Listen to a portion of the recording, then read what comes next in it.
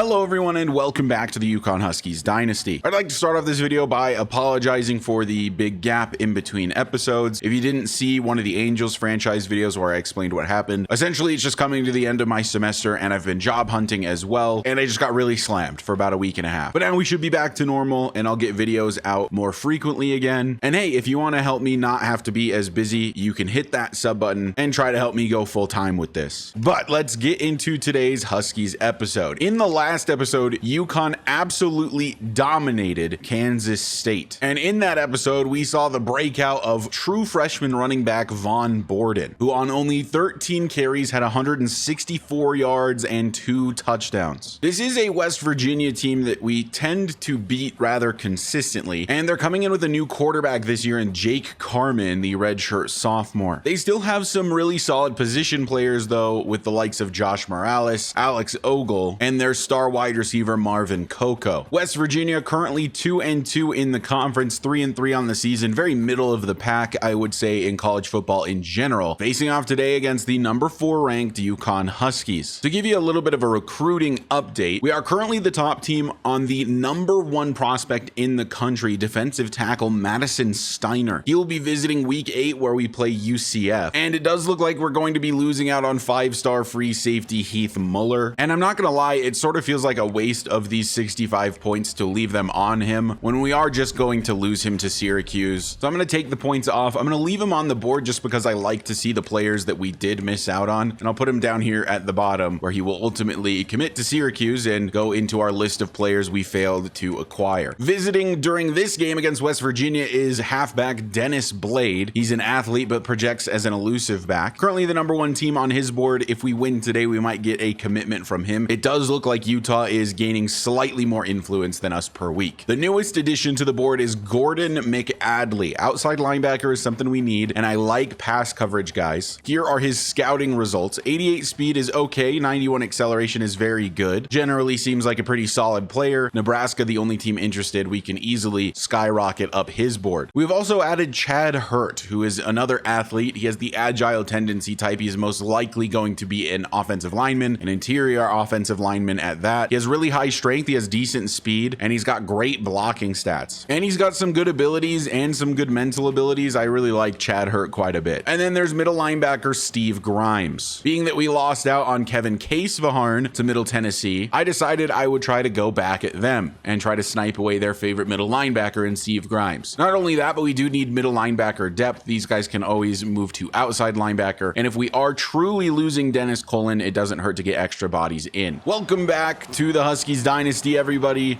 Happy to have you here. Time for the Huskies to take on the West Virginia Mountaineers and look to stay undefeated in the conference. It's going to be a wet game today. We've seen how this team has performed in poor weather in the past, and we haven't exactly been impressed. Let's see how they do today against West Virginia. The UConn Huskies will start with the football today, and it's going to be an empty set for John Pelshak. So he will step back to pass, and his first throw of the day will go to Jeffrey Ritchie, and he will pick up 6. Not sure if you'll see any Von Borden today. Ideally, number 1 here in the backfield, Kareem Ursua, will just stay healthy enough to remain in the game, but he has been suffering with some injury issues all season. Ursua with a carry here, and it's a good one up to the 39. 2nd and 9 now from the 39. Ursua going to get the carry following his blockers up the gut, and he's got a first down. Falling down on the logo at the 50. Pelshak out of the shotgun will look to throw again. He goes Jeffrey Ritchie's way again, and it's another pickup of 6 for Ritchie. 2nd and 4 for Pelshak. And he will throw underneath again. Ritchie is just getting all the action to start this one. He's got another first down up to the 37. Empty set Pelshak. Stepping back to pass. He wants the tight end Juan Beaver. Makes the grab and goes down at the 30. Just a nice methodical drive for the Huskies to start their day. 8 minutes left here in the first as Ursua gets another carry, once again following his blockers, and he's averaging 10 plus per carry right now. Cal Volk will step into the game. Very similar skill set to Von Borden, but Borden as a true freshman is actually a bit higher rated than Cal. 2nd and 5 from the 18 as Pelshak steps back to pass. Takes the drag route again. This time it's Juan Beaver, and he gets credited with the first down. Volk still in the backfield. 1st and 10 from the 12. He will get the carry. Tries to get to the outside, but he's brought down in the backfield. An injured Mountaineer on the play as well. First negative play of the game for UConn. 2nd and 13 from the 15. So we're looking for Jeffrey Ritchie in the end zone, and it's intercepted in the back corner. Ritchie couldn't play good enough defense on that one. Little bit of an overthrow from John Pelshak, and a really good drive ends in a turnover. The Mountaineers will take over from their own 20. Here comes Jake Carman and the West Virginia offense for the first time today. This is thrown to the outside, and that's Nate Putu making the tackle. The Mountaineers do like to go with tempo, something that we do typically struggle against, which is maybe part of the reason why West Virginia always seems to play us close. 2nd and 8. On the carry is Morales. We're in the backfield with David Sun. No gain. It makes it a 3rd and 8 here for West Virginia. Carman out of the shotgun. Will look to throw on the screen to Morales. It's knocked way up in the air, and we can't pick it off. Clyde Novak nearly with an interception. It was off the back of Morales. 3 and out for West Virginia. So a disappointing end to what was a very good drive for UConn last time. Hopefully Pelshak can be a little bit better on this drive without the interception as he finds Kareem Ursua for 5. From the 43, 2nd down.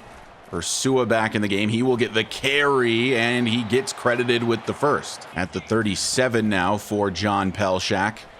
Throwing over the middle, finding Jeffrey Ritchie, but it's overthrown by a step. Ritchie tries laying out for it, but he can't reach it. Pelshak maybe not the best wet weather player. Maybe we're finding that out today. 2nd and 10. Ursua gets another carry, and there's really nowhere to go. 3rd and 12 coming up. From the 38, 3rd and long. So we're looking to throw. Schmizniak open down the field. Pelshak finds him. Touchdown number 33. Dalton Schmizniak. He always beats his man off the line. And it's 6 points for the UConn Huskies. They will take the lead early in this one. Well, that was more like it, for sure. Now UConn back on defense. West Virginia looking for answers. Morales will get the carry. Has some room up the middle. Chased down by Josh Dora. But it is nearly a first. Only a couple inches to go for the first down from the 24. Morales in the backfield. It's a quick throw to the outside. Dora takes a bad angle. Lots of open field for Monte Stoner, and he gets to the UConn 47. Terrible angle taken by the senior safety, and it's a huge pickup for the Mountaineers. So 1st and 10 from the other side of the field this time. It's a handoff. Morales, look at the open field up the middle. Broken tackles, and down he goes at the 41. Empty set now. Carman, time to throw. Takes a shot. Swatted down by Alex Fayad. Got a hand on it. 3rd down and 4. And it's a fake handoff, but down goes Carman. It's Kevin October. Clyde Novak, though, is unfortunately exiting with an injury, but UConn does force a punt here. So let's see if this UConn offense can continue moving the football with relative ease. Ursua with a carry. Not much room there. I will update you guys once I know more about the Clyde Novak injury. He's been incredible this year, so I'd hate to lose him. 2nd and 8. Ursua trying to bounce this to the outside. Hits a nasty spin move, and Ursua finds 7 yards where there were none. 3rd and 1 from the 31 for number 1. Kareem Ursua will get the carry, and he will get the first. The running game has been working, so why go anywhere else? Ursua tries to make a cutback, does break a tackle, and finds 5 yards. 2nd down, Pelshak to throw. Finding Tevin Madu for the first time today. Open field for Tevin Madu. Good blocking to the left side. And he gets all the way to the West Virginia 22. Huge pickup for number 15. I've had no pop-up about Clyde Novak's injury. I did check the injury report. He is not there. So I think it wasn't very serious. He will be back on the next defensive possession. But now UConn is in the red zone.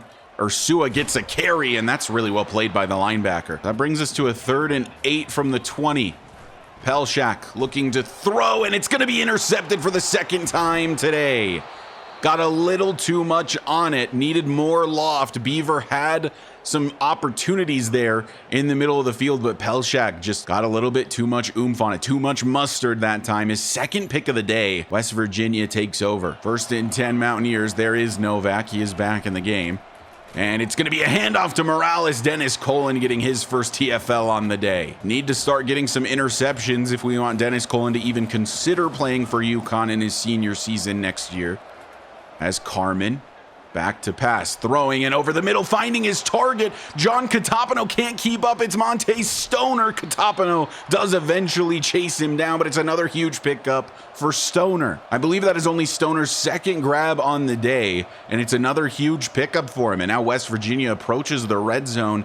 1st and 10 from the 28. Carmen fakes the handoff, looks to throw under some pressure. He runs into Kevin October to give him his second sack on the day. Backs them up to the 34. Morales will get the carry, but we're right there. Dora with the initial contact. Sun cleans it up. 3rd and 18. All the way from the 36.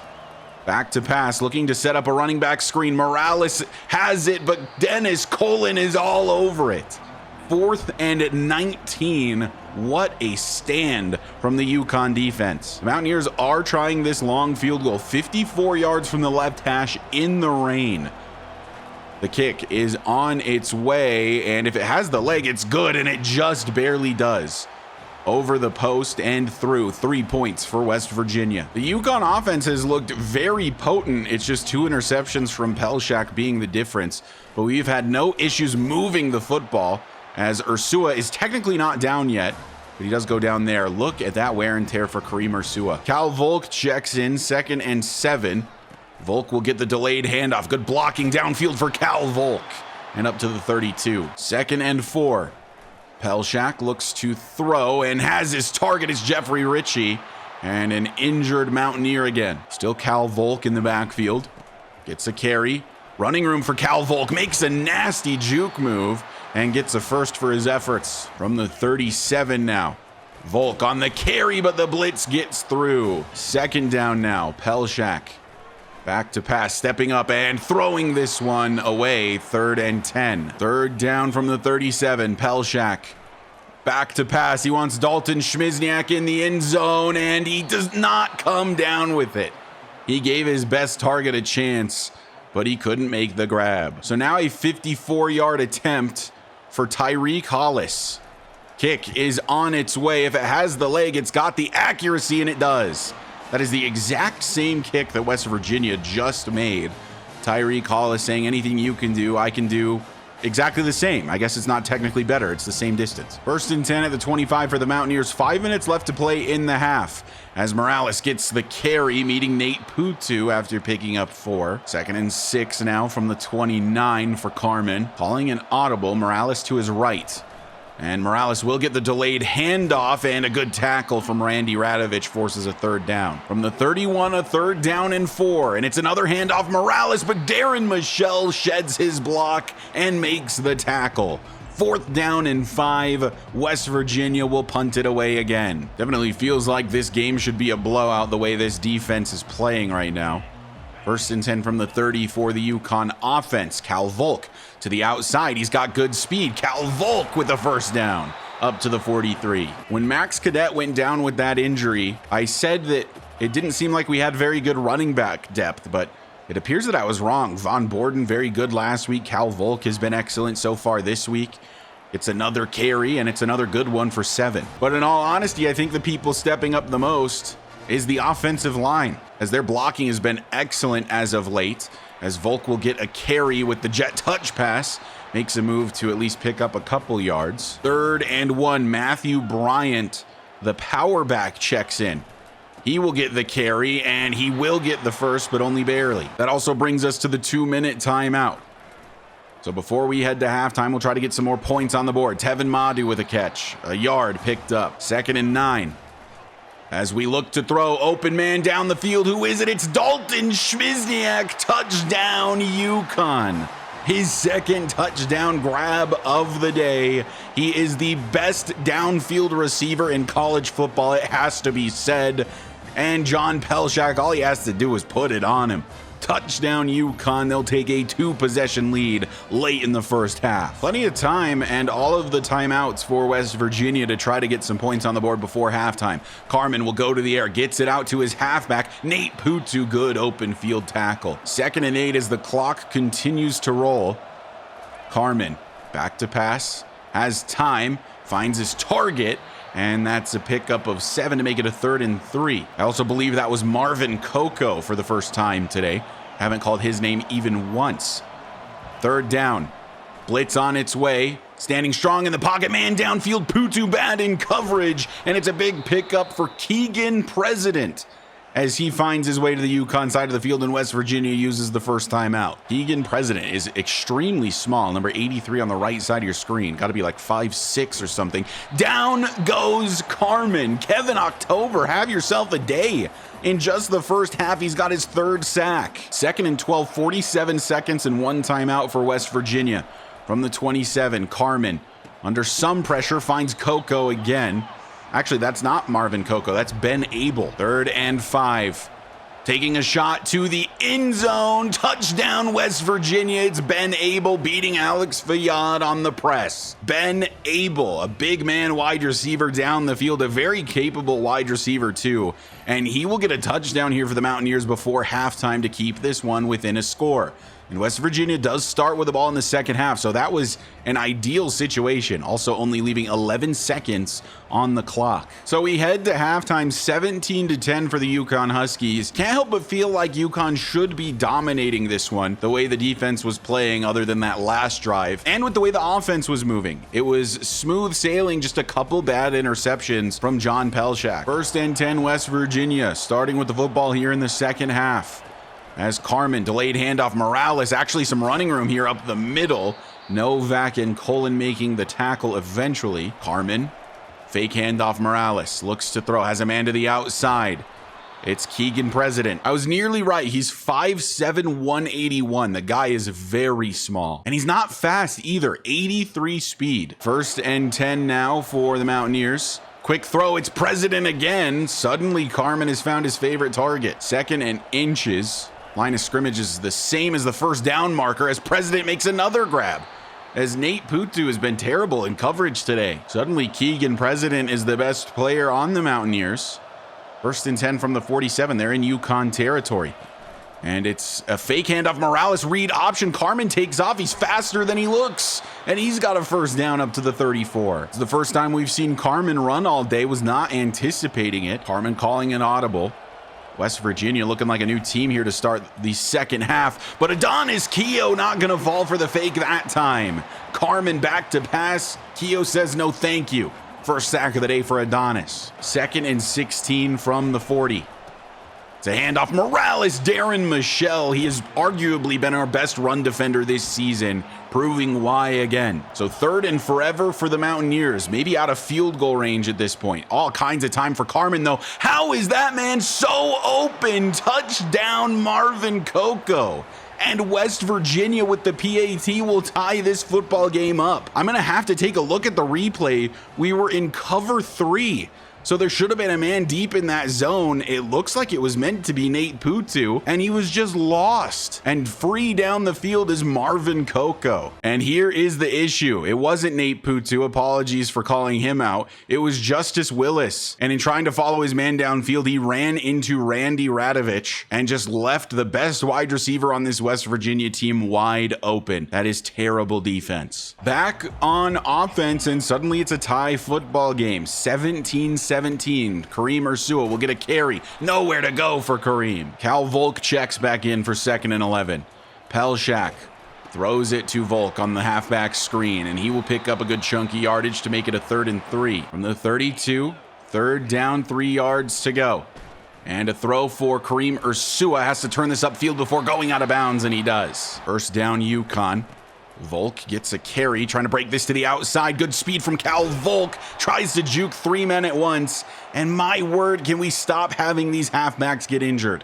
Volk will exit with what I hope is a not so serious injury. So that promotes Matthew Bryant. He checks into the game. Pelshak hands off to Bryant, and the blocking is just not there for him. Bruised ribs for Cal. He will be back soon. Ursua is back in the game though, so Volk maybe not as needed as previously.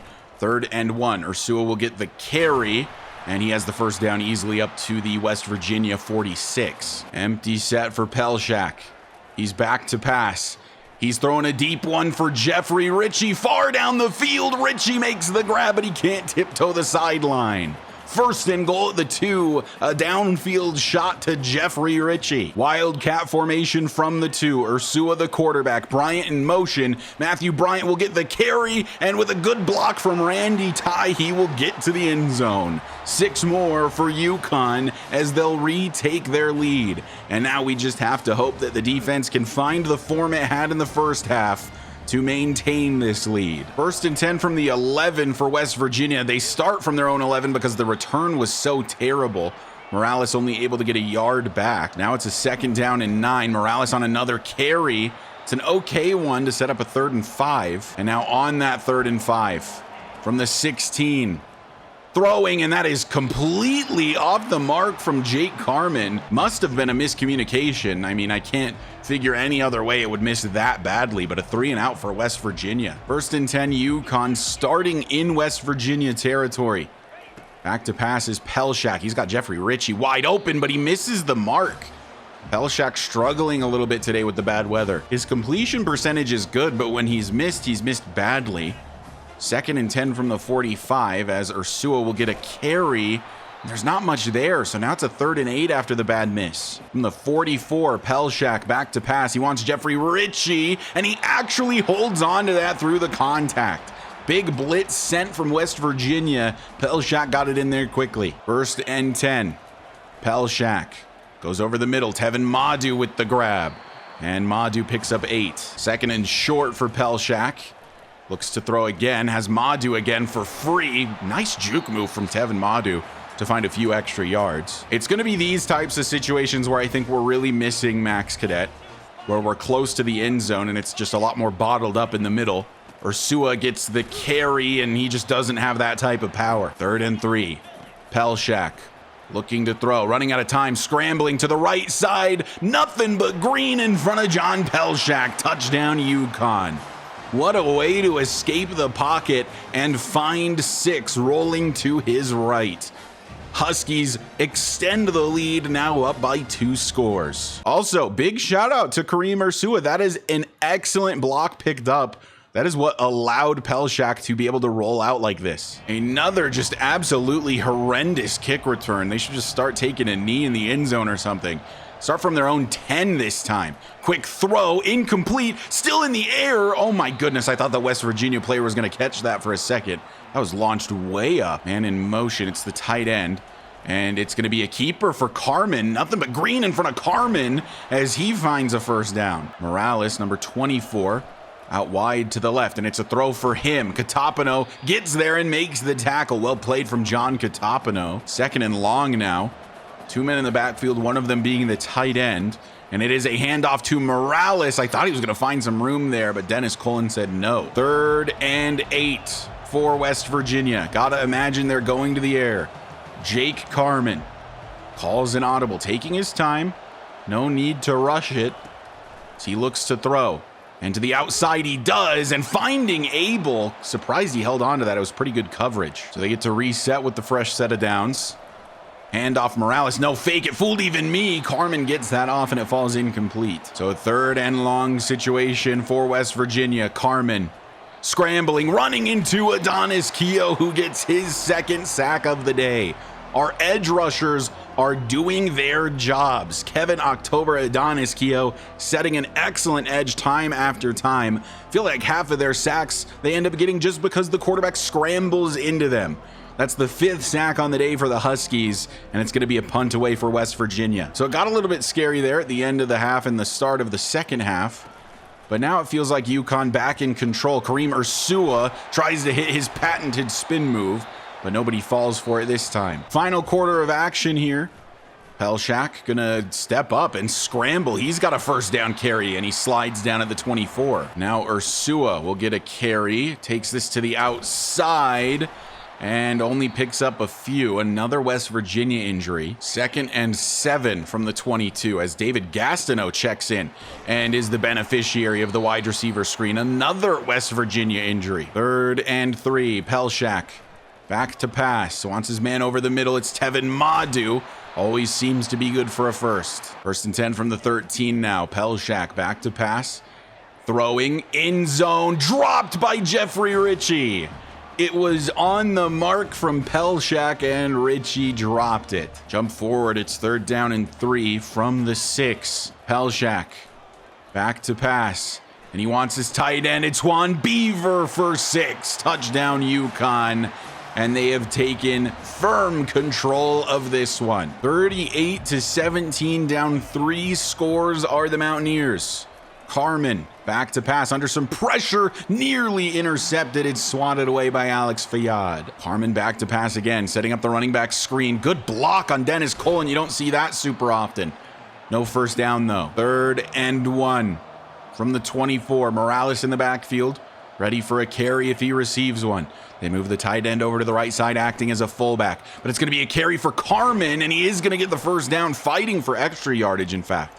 Up to the 30. 9 minutes left to play in the game. Morales is going to get a carry here. Surprised to see that. Down by 21 in the 4th quarter. 2nd and 5. Carmen out of the shotgun. Hands off Morales again. And I mean, the runs are decent, I guess, but they're not picking up enough. Call me crazy, but I feel like I'd be throwing the football in these situations. It's a speed option. Pitch to Morales, actually loses yardage, and now it's 4th and 1 at the 39. And so, of course, they're lined up to go for this. Throwing immediately, nearly intercepted by Putsu, but he lets it sail over his head, and it's a first down. As they approach midfield now, another carry. I just don't know what this play calling is from West Virginia. 2nd and 12. It's another running play. They're in chew clock mode, down 21. 3rd and a mile from the 43. Carmen back to pass, finding his target, and it's all going to work out anyway. Big hit from Alex Fayad. It's a first down for the Mountaineers. I'm just so surprised by this play calling. Now only 7 minutes left to play. Fake handoff to Morales. Carmen stepping up, going to take off to run, slides down in front of Dennis Cullen. 2nd and 4. And it's an end around, a fake reverse, whatever you call it. It's going to lose a bunch of yards. What is going on with West Virginia's offensive play calling? 3rd and 5. 5-man rush from the Huskies, and it's going to be incomplete from Jake Carmen. So now 4th down yet again. Carmen back to pass. Has a man wide open over the middle. What in the world happened to the coverage? Touchdown, West Virginia. Alex Fayad getting cooked by Ben Abel today. What in the world even happened for him to be that wide open?